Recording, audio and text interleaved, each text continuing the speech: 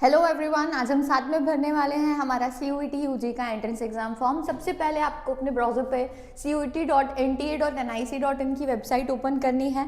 आप थोड़ा सा इसी साइट पर नीचे आएंगे तो आपको रजिस्ट्रेशन की लिंक मिलने वाली है। जैसे ही आप रजिस्ट्रेशन पे जाएंगे आपको कुछ स्टेप्स दिखाई देंगी, रजिस्टर योरसेल्फ के लिए दिखाई देगा। और अगर आपका रजिस्ट्रेशन ऑलरेडी है, आपने अकाउंट बना लिया है, तो आप अपने रजिस्ट्रेशन को यहाँ से कंटिन्यू कर सकते हैं।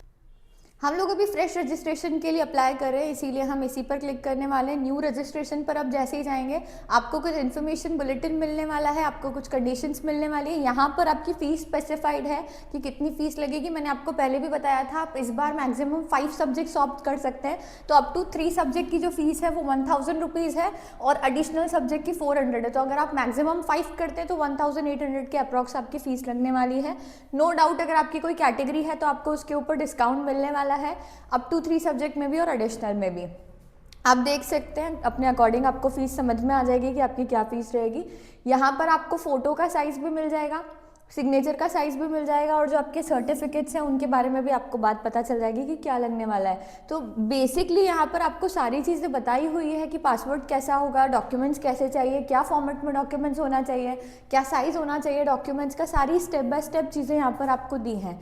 जैसे ही आप कन्फर्म पे क्लिक करेंगे आप प्रोसीड कर सकते हैं आगे प्रोसीड करने के बाद यहाँ पर कुछ बेसिक डिटेल्स है जो आपको फिलअप करनी है। सबसे पहले अपना नाम, पापा का नाम, मम्मा का नाम, डेट ऑफ बर्थ, जेंडर, यही चीज़ें आपको वापस से रिपीट भरनी है। आपका नाम, पापा का नाम, मम्मा का नाम, आपकी DOB, जेंडर कंफर्म करना है। एड्रेस आपको भरना है।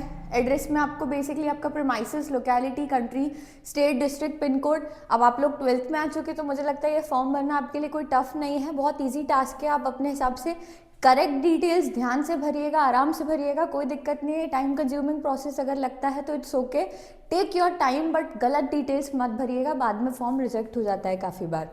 फिर आपको ईमेल एड्रेस यहाँ पर देना है और आपका कॉन्टैक्ट नंबर देना है। यहाँ पे जो नंबर आप डालेंगे और मेल आईडी जो डालेंगे वो बेसिकली OTP आएगा उस पर, तो आपको वैलिडेशन के लिए यूज़ करना पड़ेगा, तो करेक्ट ही डालिएगा। वहाँ पर कोशिश करके आपको सही डिटेल्स ही फिलअप करनी है। फिर एड्रेस वापस से आप यहाँ पर डाल सकते हैं। नेक्स्ट आपको पासवर्ड क्रिएशन करना है।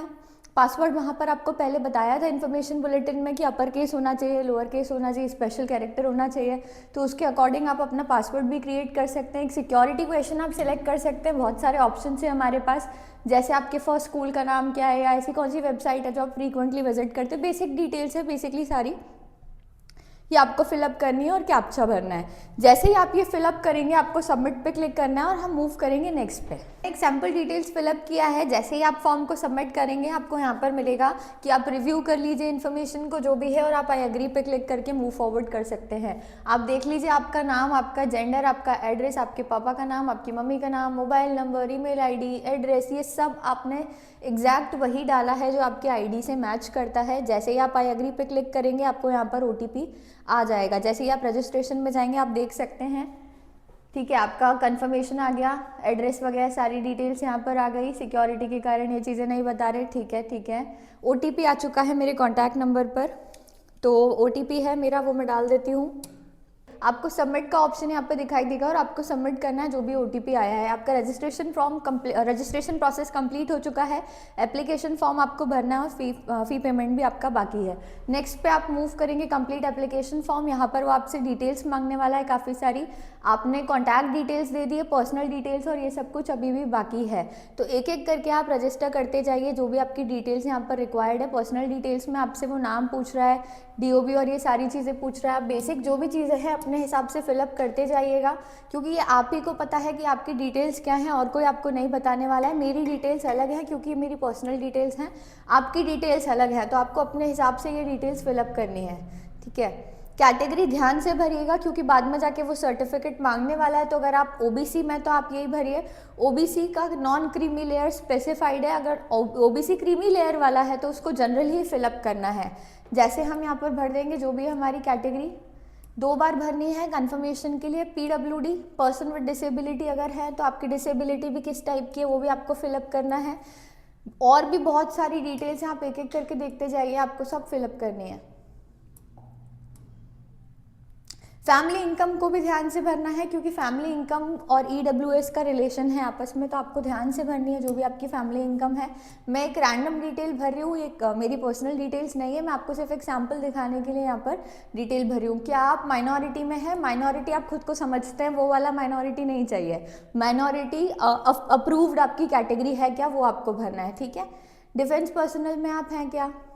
एनसीसी कोटा अगर आपके पास है तो आप भर सकते हैं। एनसीसी कोटा और स्पोर्ट्स कोटा सबसे ज़्यादा यहाँ पर मैटर करता है, क्योंकि एनसीसी और स्पोर्ट्स के बेसिस पे जब कॉलेज आपको अलॉट होते हैं तब भी बेनिफिट्स मिलते हैं। तो एनसीसी कोटा अगर आपका है और स्पोर्ट्स कोटा आपका है तो आपको ये भी चीज़ें ध्यान से भरनी है। लास्टली आपको फाइनल वापस से कैप्चा भरना है। जैसे ही आप सारी डिटेल्स फिलअप कर देंगे वापस से आपसे वो पूछेगा कि आप श्योर है ये चीज़ें आपको भरनी है। जैसे ही आपने भर दिया, यहाँ पे वो आइडेंटिटी आईडी कार्ड आपसे मांग रहा है। आईडी कार्ड में आप आधार दे सकते हैं, डिजी लॉकर दे सकते हैं, passport, pan card, driving licence, ration card, whatever is suitable to you, वो आप भर सकते हैं। जैसे ही आप आधार पर क्लिक करेंगे आपसे वो पूछने लगेगा कि आपका एप्लीकेशन नंबर ये है, आप आधार कैसे शेयर करना चाहते हैं, वो डिटेल्स आपको शेयर करनी है। यहाँ पे आधार नंबर जो भी आपका डालना पड़ेगा।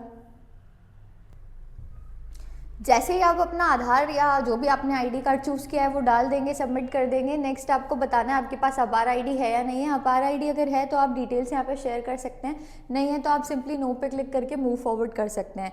नेक्स्ट आपको एग्ज़ाम सेलेक्ट करनी है कि आप कौन कौन से पेपर्स देना चाहते हैं। मैं आपको फिर से बता देती हूँ एक बार, आप मैक्सिमम 5 सब्जेक्ट्स भर सकते हैं, including English and GT. Excluding नहीं है, इंक्लूडिंग इंग्लिश एंड जीटी आप 5 ही पेपर भर सकते हैं। तो सबसे पहले टेस्ट पेपर्स में आपको सिलेक्ट बहुत ध्यान से करना है कि आप क्या क्या भरना चाहते हैं। अगर आप कॉमर्स स्टूडेंट हैं तो आपके लिए बहुत सूटेबल रहेगा कि आप वो सब्जेक्ट भरें जो आपने पढ़े हुए, क्योंकि वो आपको बीबीए, बीकॉम और बीकॉम ऑनर्स जैसे बीएमएस जैसे कोर्सेज के लिए काम आने वाले हैं। तो आप सबसे पहले भरेंगे इंग्लिश, जीटी और आपके 3 डोमेन सब्जेक्ट्स जो आपको भरने हैं। फॉर एग्जाम्पल मैं यहाँ पे भर रही हूँ देखकर सारे, इकोनॉमिक्स है, बिजनेस स्टडीज़ है और जनरल एप्टीट्यूड टेस्ट है। अकाउंटेंसी मुझे दिखा नहीं, मैं एक बार फिर से चेक कर लेती हूँ। अकाउंटेंसी ये रहा। तो ये 5 पेपर्स मैंने सिलेक्ट करे हैं। जैसे ही मैं ये सिलेक्ट करके मूव करूँगी, नेक्स्ट मेरे पास आएगा कि आपको मीडियम कौन सा सिलेक्ट करना है पेपर का। तो मीडियम में भी आपके पास काफ़ी सारे ऑप्शंस अवेलेबल हैं। डोमेन सब्जेक्ट के लिए अभी आपसे पूछ रहा है आप हिंदी लेना चाहते हैं, इंग्लिश लेना चाहते हैं, और भी बहुत सारी लैंग्वेजेस हैं। नेक्स्ट हमारे पास है कि आपकी स्टेट की फर्स्ट चॉइस क्या रहने वाली है। मैं मध्य प्रदेश से हूँ तो मैं मध्य प्रदेश ही डालने वाली हूँ। जैसे ही आपने स्टेट डाला आपके पास सिटी के ऑप्शंस ओपन हो गए। मैं देवास से हूँ तो अगेन मैं देवास डालूंगी, बट देवास मुझे लगता है ऑप्शन में नहीं है। इंदौर है तो इंदौर हम सिलेक्ट कर लेंगे। इसके अलावा आपके प्रेफरेंशियल ऑर्डर में आपको सिटीज़ डालनी है। प्रेफरेंशियल ऑर्डर सबसे ज़्यादा इंपॉर्टेंट है यहाँ पे, क्योंकि आपको सिटीज़ उसी हिसाब से अलॉट होने वाली हैं। तो आप अपने हिसाब से इसे सूटेबिलिटी के हिसाब से फिलअप कर लीजिएगा कि आप कौन से स्टेट को या कौन सी सिटी को चूज़ करना चाहते हैं। जैसे ही आप सिटी वाली चीज़ें फिलअप कर देंगे, नेक्स्ट आपके पास आएगा कि फादर्स ऑक्यूपेशन क्या है।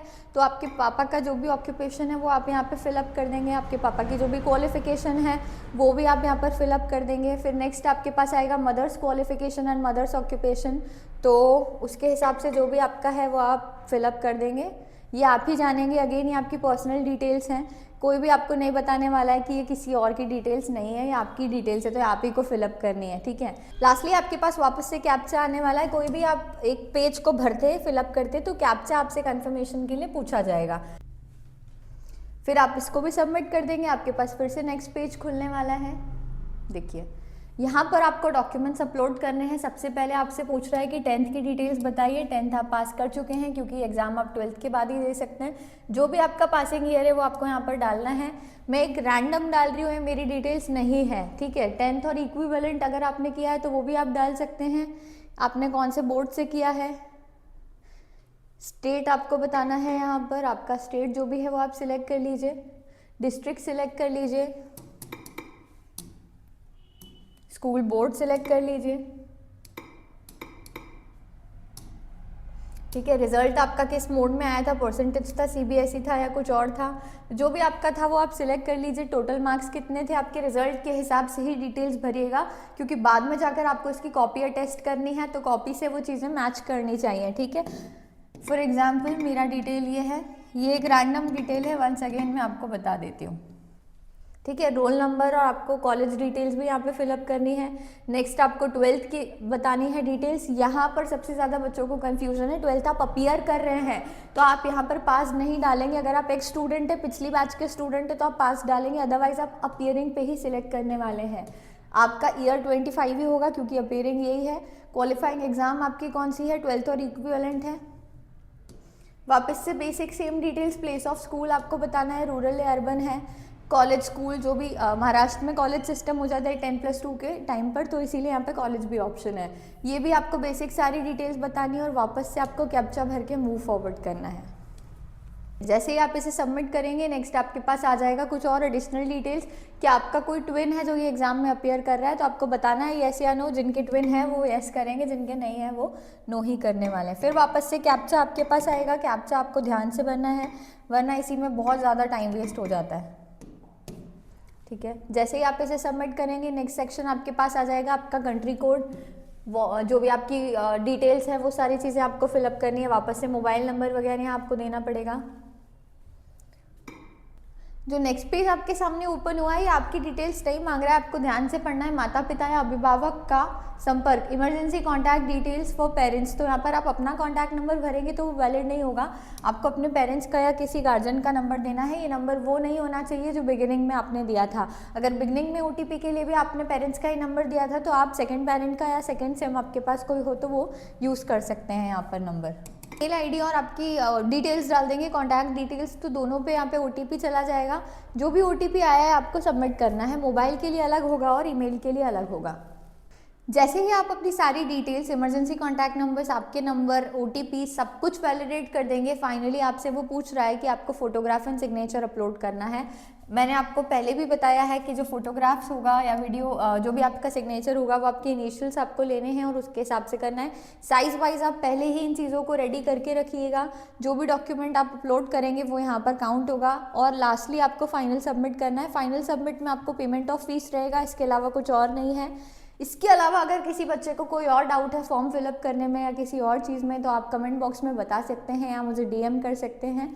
Thank you so much.